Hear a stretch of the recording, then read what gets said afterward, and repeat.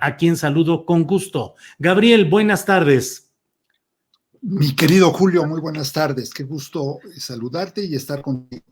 Igualmente, Gabriel, muchas gracias por aceptar esta petición de que estuvieras con nosotros para platicar sobre este tema que, pues, me parece que tiene muchas aristas, muchas variables y muchas perspectivas. Lo de la reunión de la CELAC, la presencia del presidente cubano Díaz-Canel, la llegada no programada, no anunciada previamente del presidente de Venezuela, Nicolás Maduro, las discusiones con los presidentes, o al menos las críticas de los presidentes de Paraguay y de Uruguay, el mensaje por vía virtual del presidente chino, en fin, muchos temas. ¿Qué te pareció todo esto y qué saldos podemos ir apuntando de lo que ahí sucedió, Gabriel?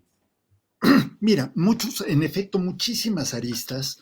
Yo empezaría tal vez un día antes, Julio, con la visita del presidente de Cuba, que fue pues el gran tema, ¿no? Más que el desfile, más que cualquier cosa que haya sucedido la noche del grito, que fue un grito sobrio, correcto, triste por la plaza vacía, ¿no? Pero una cosa que se dio bien, y el 16 se convirtió en el día de la discusión acerca de si debía o no estar el presidente de Cuba ahí y dando un mensaje o no.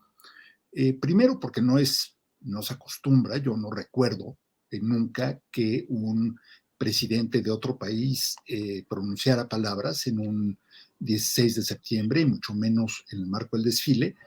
Segundo, porque pues, el tema de Cuba siempre genera muchísimas pasiones, reacciones de todo tipo, de un lado y de otro.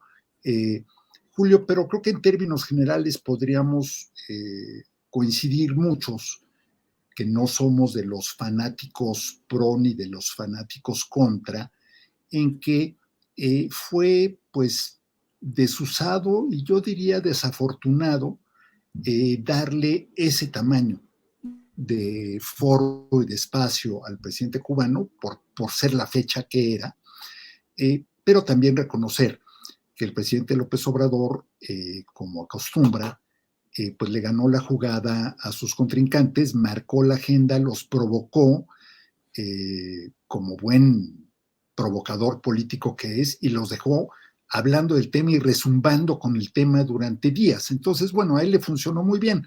Yo tal vez me la hubiera ahorrado, sobre todo porque, como sabes, Julio, yo no comparto esta idea de que México vaya rumbo a la venezolanización o la cubanización, pero hay personas que sí lo creen.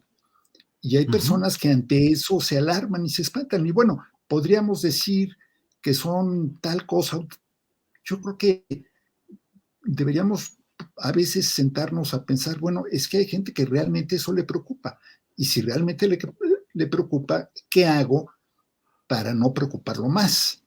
Porque tampoco una cosa es que provoques a la oposición y otra cosa es que le metas miedo a sectores, si tú quieres, relativamente poco informados de la población. Pero bueno. Y vaya que se desató, Gabriel Guerra, esas críticas y esos comentarios. Bueno, sí. Fue una cosa verdaderamente, pues que rayaba ya en los excesos, pero sí, porque se rompió, digamos, con el precedente, se rompió con el protocolo y porque, bueno, en fin, o sea, no era necesario, o sea, perfectamente se podía recibir al presidente de Cuba, darle su lugar, sin tener que llegar a darle, en fin, ¿no? Toda esta presencia que tuvo, que me pareció un poco de más, de nuevo, por ser el 16 de septiembre. Y la cumbre, fíjate que lo primero que la gente debería recordar, porque ha habido mucho análisis, pero sobre todo, Julio, ha habido mucha víscera en torno a la cumbre, y la víscera se ha concentrado en que por qué invitamos a dictadores, ¿no? Que vino el de Cuba, que vino el de Venezuela, y olvidando que las cumbres así son. A las cumbres siempre vienen todos los países, los presidentes de los países miembros que así deciden hacerlo. Hay quienes se disculpan por una u otra razón. Ahí está el caso del argentino que pues tuvo un sismo político en su país y que no pudo hacer el viaje cuando se dio cuenta que se le estaba cayendo el mundo, políticamente hablando. Ahí tienes al salvadoreño, que afortunadamente no vino. Brasil, que está pues temporalmente, ha suspendido su participación en las reuniones de CELAC, pero que además, qué bueno porque Bolsonaro no está vacunado, y hubiese insistido, como está insistiendo en estos momentos en Nueva York, en que lo dejen entrar allá a la Asamblea General de la ONU. Pero bueno, mucho ruido en torno a eso, la verdad, muy poca memoria de algunos. Lo entiendo de quienes están haciendo propaganda con el tema, en fin, allá ellos, pero de quienes sí saben cómo son las cumbres, porque han ido, porque las han cubierto, porque las han tratado, pues caray, este tipo de cumbres siempre se han dado. El CELAC es el sucesor de aquel grupo de Río, que tan interesante fue en su momento, Julio, y es la continuación también de esta búsqueda de alternativas a la OEA, porque independientemente de que se haya o no abordado el tema de reemplazar a la OEA, que yo creo que fue uno de los pendientes que quedaron en la reunión, lo que es un hecho, querido Julio, es que la OEA tiene un defecto de origen y es que excluye a un país que te puede caer bien o mal su gobierno, pero a un país relevante, importante que es Cuba, lo excluye sin aplicar las mismas normas y las mismas reglas a otros países que comparten la falta de valores democráticos o de voluntad democrática de Cuba. Y ahí, en ese defecto de origen, pues la OEA vive coja permanentemente y vive tratando de justificarse permanentemente. Ya del desempeño reciente de Almagro, pues la verdad es que ni hablar merece, porque ha sido muy lamentable y muy parcial, pero son múltiples intentos históricos. De hecho, hacía yo memoria esta mañana, Julio, y el fin de semana que estuve leyendo mucho al respecto, la reunión en acuerda la creación de CELAC, en donde se conviene que arrancará el mecanismo, se da en México, en la Riviera Sí, Maya. Playa del Y el Carmen. anfitrión es Felipe Calderón, presidente de México en ese entonces, y vienen, entre muchos otros invitados, Hugo Chávez y Álvaro Uribe, presidente muy de derecha y muy conservador de Colombia en ese momento. Y se dieron un agarrón, Julio, a mí me tocó ir, me hicieron favor de invitarme a esa reunión. Obviamente no pude entrar a las deliberaciones de los presidentes, iba yo como pues, analista de asuntos internacionales que soy, y hubo un episodio ya al final, ya en los pasillos al salir, en que se hicieron de palabras Uribe y Chávez, y tuvo que intervenir Felipe Calderón para que no se fueran a los golpes. Entonces, hombre, a estas cumbres siempre ha venido el presidente de Venezuela en turno, el presidente de Cuba en turno, a Fidel lo hemos tenido aquí 1000 veces. No hay un presidente de México que no se haya reunido una o varias veces con el presidente en turno de Cuba. Muy pocos los que no visitaron o no han visitado la isla. Y salvo por aquel vergonzoso episodio del Come si te vas de Vicente Fox, yo creo que todos han conducido, unos con más ganas, otros con menos, todos han conducido la relación con Cuba entendiendo que es, número uno, vecino de México. Número dos, es un país fundamental en el Caribe, por razones políticas, económicas, de todo tipo. Número tres, porque a Estados Unidos le sirve y le conviene que México pueda ser interlocutor de Cuba. Y Estados Unidos muchas veces le ha pedido al gobierno de México interceder o ayudar en diálogos y negociaciones con el gobierno cubano. Entonces, por todos lados le conviene a México y está en el interés de México, pero ahora pareciera que por primera vez un presidente de un país no democrático pisa suelo mexicano. Como que el mundo se hubiera inventado antier, mi querido Julio. Que a veces en eso digo, esto lo digo no solo por la discusión en los temas internacionales, sino nacionales, a veces pareciera que hay una corriente, sobre todo en las redes sociales, que cree que las cosas empezaron ayer o el día en que esas personas abrieron sus cuentas de Twitter o de Facebook o de Instagram o de lo que sea, cuando evidentemente hay toda una historia y un antecedente y un contexto. El interés nacional mexicano, ¿qué perdió y qué ganó con esta CELAC, Gabriel? Mira, Julio, yo creo que gana siendo el anfitrión de una reunión así, una reunión de peso, una reunión importante, gana con la serie de acuerdos que se lograron, muchos acuerdos por unanimidad que se dieron en la cumbre, sobre todo en temas de salud pública y de la pandemia, son los más importantes, algunos también de cambio climático, pero el hecho de que gobiernos tan dispares, tan confrontados, incluso aquellos que chocaron retóricamente en la reunión, se sumaran a todas esas iniciativas, habla de un buen trabajo diplomático hecho previamente. Estas cumbres no, la mayoría de las cosas que suceden en estas cumbres ya vienen precocinadas, son como un buen mole, ¿no? Que tiene días y días y días de trabajo. Aquí hay meses de trabajo previos a una cumbre de este tipo. Gana en todos esos sentidos. Yo creo que gana, sube un peldañito en esta siempre variante escalerilla de los liderazgos latinoamericanos, y digo liderazgos un poco entre comillas. ¿Por qué? Porque Brasil está en franco repliegue, por muchas razones. Argentina también, por necesidad.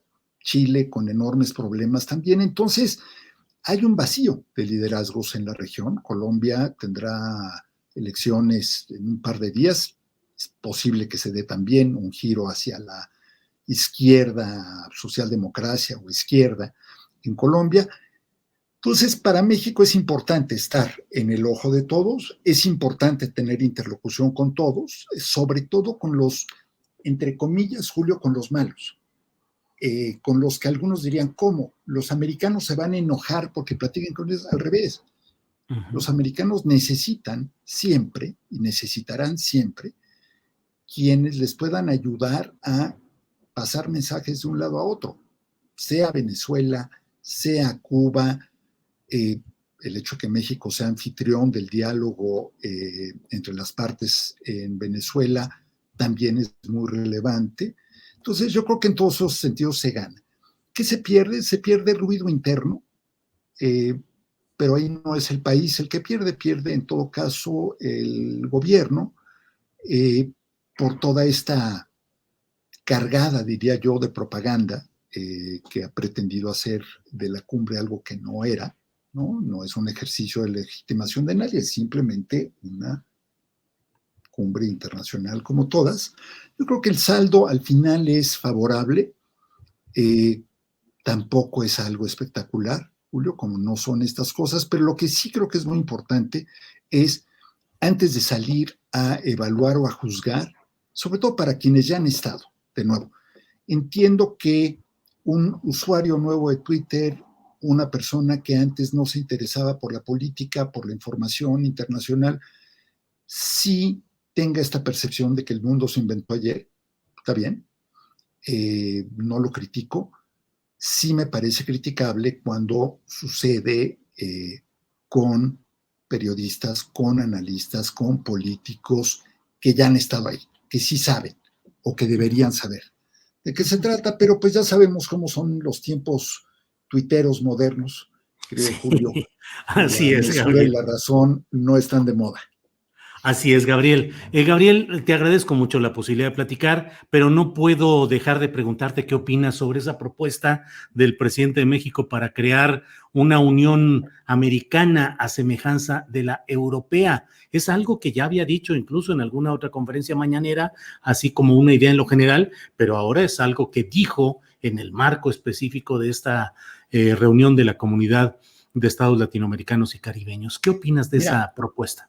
me parece primero que le hemos dado poca importancia. Es muy significativo que un presidente como López Obrador, un presidente que no es el prototipo, digamos, del multilateralismo, se interese por algo así, número uno. Número dos, es algo que tomaría mucho tiempo y que implica un montón de cosas que yo no creo que México tenga apetito o estómago para poder hacer, incluidos temas de cesión de soberanía. En todo caso, pues un concepto de unión norteamericana sería la que haría más sentido en un principio y la que más le convendría a México en un principio, porque no debemos olvidar, en toda esta discusión, tenemos que hacer política con América Latina, por supuesto, tenemos que crear comunidad, tenemos que tomar liderazgo, es nuestra zona de influencia, pero al final del día, la parte económica, Julio, se rige por una ley muy sencilla, que es la ley de la gravedad, y el 85%, 90% de nuestra relación económica está en Norteamérica. Entonces, no podemos olvidar eso. Ojalá se pudiera dar algún día, yo lo digo sinceramente, sería fantástico para México viendo lo que se logró en los países de menor desarrollo en la Unión Europea. Pienso en Grecia, pienso en Irlanda, pienso en Portugal, en España, en su momento. Los países menos desarrollados se benefician enormemente, beneficia la región, pero seríamos los ganones. Lo veo como una cosa de muy largo plazo, pero de nuevo, interesante. Y aquí, Julio, y déjame cerrar con esto.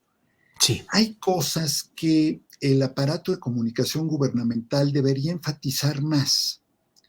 Y me parece que fueron poco eficientes a la hora de explicar esta parte de la cumbre. Me parece que no subrayaron esta parte tan relevante, porque además muestra a un López Obrador, digamos, mucho más hombre del mundo del libre mercado, de lo que se le percibe, y yo no creo que eso le hiciera daño entre su clientela, pero tampoco entre todo un sector de la población que será el 30, será el 40%, el que tú quieras, Julio, que está preocupado porque pues ha comprado esta narrativa de que el país se está cargando demasiado a la izquierda, cosa que yo no veo. De hecho, podría yo decir que es una de las cosas que tal vez han desilusionado o me han desilusionado, porque yo me imaginaba un gobierno más socialdemócrata y menos neoliberal en su manejo presupuestario, pero eso es para otra conversación. Querido Julio, te mando un abrazo muy fuerte y te agradezco que me invites. Al contrario, Gabriel, muchas gracias por este análisis y seguiremos que temas hay muchos para poder platicar. Vaya que sí. Gabriel, gracias. Abrazo fuerte. Igualmente.